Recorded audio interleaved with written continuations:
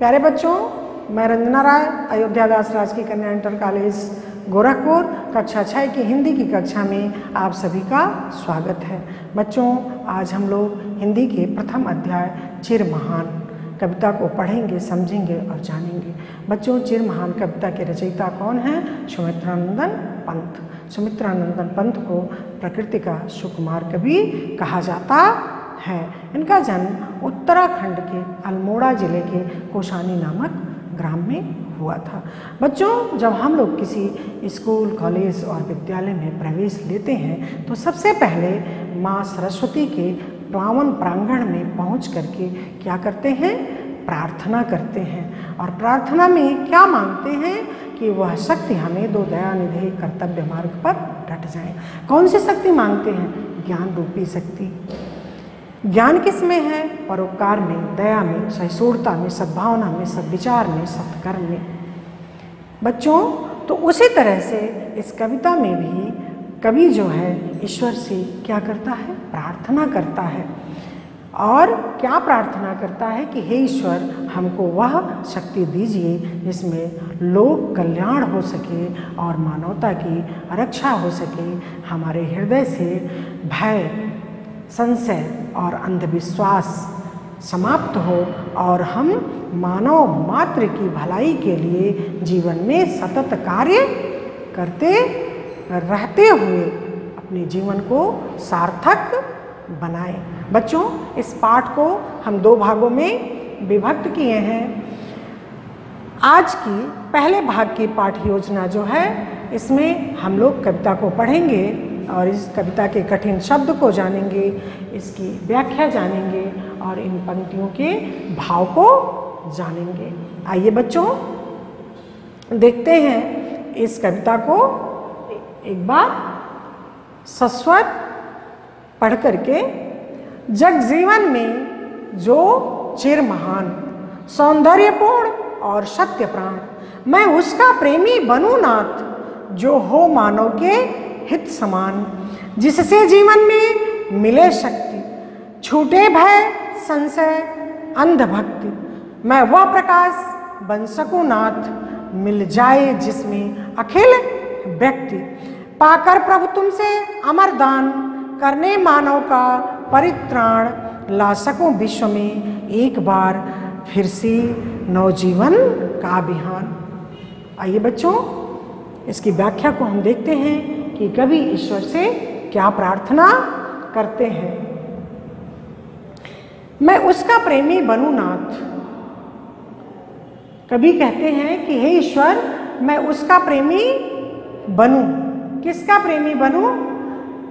जग जीवन में जो चिर महान, संसार के लोगों के लिए, चिर मतलब दीर्घ काल तक, महान का मतलब श्रेष्ठ, सौंदर्यपूर्ण और सत्य प्राण, जिसका हृदय जो है वो सत्य से भरा हो।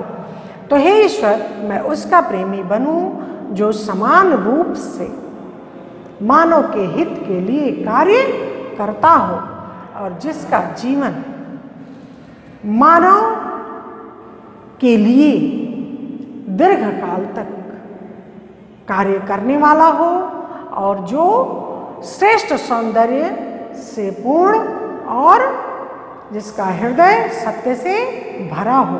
हे ईश्वर, मैं उसका प्रेमी बनूं। आइए देखते हैं, जिससे जीवन में मिले शक्ति। कवि कह रहे हैं किससे? ईश्वर से, कि हे ईश्वर, जिससे जीवन में मिले शक्ति।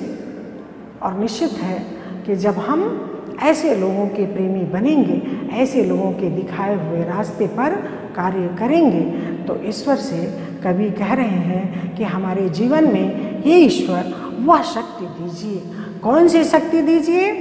और जिससे हम मनुष्य के हित का कार्य करें, मानवता की भलाई का कार्य करें और हमारे जीवन में भय छूट जाए और शंका समाप्त हो जाए और अंधविश्वास हमारे जीवन से समाप्त हो जाए। अंधविश्वास का आशय है बच्चों, बिना सोचे समझे किसी के प्रति निष्ठा रखना। ईश्वर ने हमको क्या दिया है? बुद्धि दिया है, विवेक दिया है। किसी चीज़ के पीछे आगे सोचें कि ये कार्य करने योग्य है या कार्य करने योग्य नहीं है, तो अंधविश्वास जो है वो हमसे दूर हो। मैं वह प्रकाश बन सकूं नाथ। कभी ईश्वर से कहते हैं कि हे ईश्वर, हमारे अंदर उस प्रकाश को आप प्रज्वलित करिए। वो कौन सा प्रकाश बच्चों? ज्ञान रूपी प्रकाश। अज्ञानता रूपी तिमिर का क्या हो? समाप्त हो। और मेरे अंदर, हमारे अंदर हे ईश्वर, वह प्रकाश आप प्रकाशित कीजिए।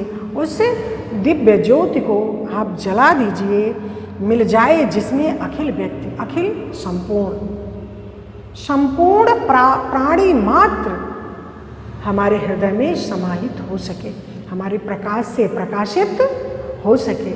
हे ईश्वर, हमारे अंदर आप उस प्रकाश को प्रकाशित करिए। पाकर प्रभु तुमसे अमर दान। हे ईश्वर, आपसे हमको अमर दान प्राप्त हो, अमरत्व को प्राप्त हो। आपका अनुग्रह सतत हमारे ऊपर बरसता रहे। और वो कौन सा अनुग्रह? अमरदान का। और अमरदान का अनुग्रह पा करके हमारा जीवन जो है वो क्या होगा? कृतज्ञ होगा। हम लोगों की भलाई के लिए तत्पर रहेंगे और करने मानव का परित्राण, मानव की पूर्ण रक्षा के लिए हम कटिबद्ध होकर के, कृत संकल्पित होकर के हम 24 घंटे जागृति अवस्था में बने रहें। हे ईश्वर, ऐसा अमरत्व आप हमको अमरदान दीजिए। ला सकूं विश्व में एक बार फिर से नवजीवन का बिहार। हे ईश्वर, इस विश्व में, इस संसार में, विश्व का आशय क्या है बच्चों? संसार। इस संसार में एक बार नवजीवन, नए जीवन का उदयाचल पर अगर सूर्य अरुण का उदय हो तो नवजीवन का प्रातः काल हो। नवजीवन का प्रातः काल का आशय कवि का क्या है बच्चों? कि सभी क्या हो? सुखी हो, सभी समृद्ध हो, कि कहीं अशांति ना हो, कोई दुखी ना हो, कोई गरीब ना हो, कोई दलित ना हो। ऐसा कवि ईश्वर से प्रार्थना करते हैं। ये इस कविता का क्या हो गया? व्याख्या। इस कविता का भाव क्या है? कवि इन पंक्तियों के माध्यम से क्या भाव हमारे अंदर भरना चाहते हैं? कवि कहते हैं कि हे ईश्वर, हम उसका प्रेमी बने जो अपना जीवन दूसरों की भलाई के लिए परोपकारी हो, जिसमें परोपकार की वृत्ति हो, उसके दिखाए हुए रास्ते पर, उसके बताए हुए मार्ग पर हम चलें, और जिसका जीवन श्रेष्ठ सौंदर्य से पूर्ण हो। तो श्रेष्ठ सौंदर्य का आशय जो है बच्चों, कवि का भाव है कि मनुष्य की शोभा उसके आकृत्य से नहीं, उसके कृत्यों से होती है।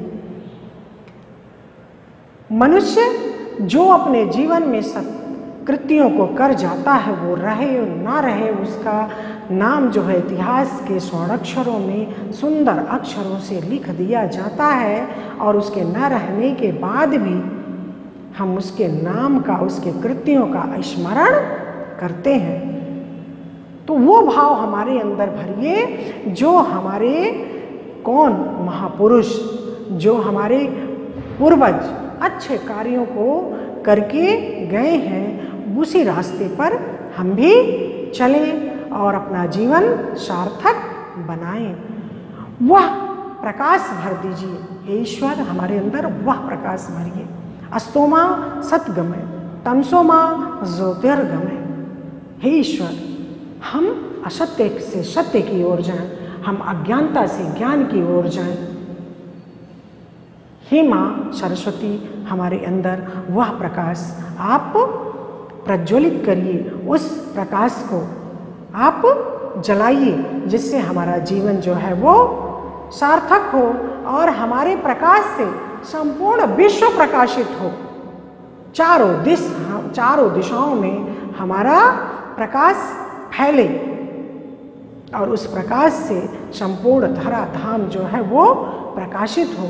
ईश्वर, हमको आप अमरत्व का दान दीजिए, अमर दान दीजिए। अमर दान इस नाते कवि का भाव है कि हम मानव मात्र के पूर्ण रक्षा के लिए 24 घंटे जागृति अवस्था में बने रहें। ईश्वर, हम सदा जागते रहें, प्राणी मात्र कभी नहीं सोएं। इस धरा पर अगर हमारी दृष्टि जहाँ तक पहुँचे, कोई दुखी ना हो, कोई गरीब ना हो, कोई दलित ना हो, सर्वत्र शांति हो। जल में, थल में और गगन में शांति कीजिए, शांति कीजिए। प्रभु त्रिभुवन में शांति कीजिए।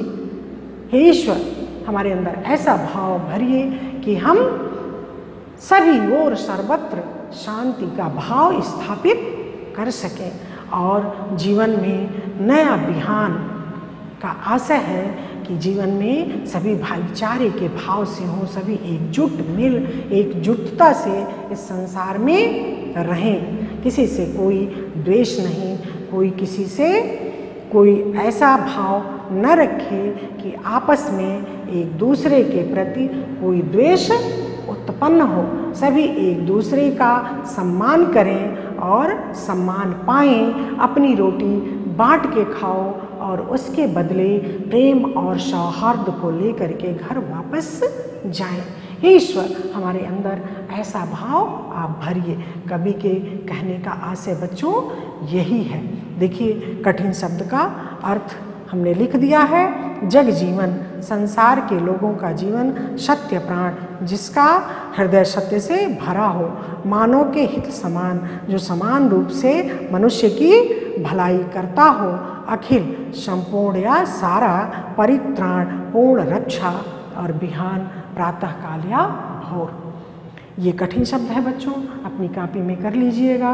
व्याख्या आपके समझ में आ गई, इस कविता का भाव समझ में आ गया। हम आखिरी पड़ाव की ओर चलते हैं, गृह कार्य। गृह कार्य बच्चों, मैंने लिखा है कि कविता को लिख करके याद कीजिए। भाषा कितनी भी कठिन हो, उसको बार बार लिखिए और बार बार पढ़िए, तो आपके लिए हृदयग्राह, आपके मन मस्तिष्क पर अमिट छाप छोड़ देती है। तो निश्चित है बच्चों कि कवि ने जो ईश्वर से प्रार्थना किया और हम तक उस भाव को इस कविता के माध्यम से पहुंचाया, निश्चित है कि वो अपने जीवन में आप अनुभूति करेंगे, आत्मसात करेंगे और जीवन के जिस भी क्षेत्र में आप पदार्पण करेंगे, इन भावों से आप चर और अचर को सबको अभिसिंचित कर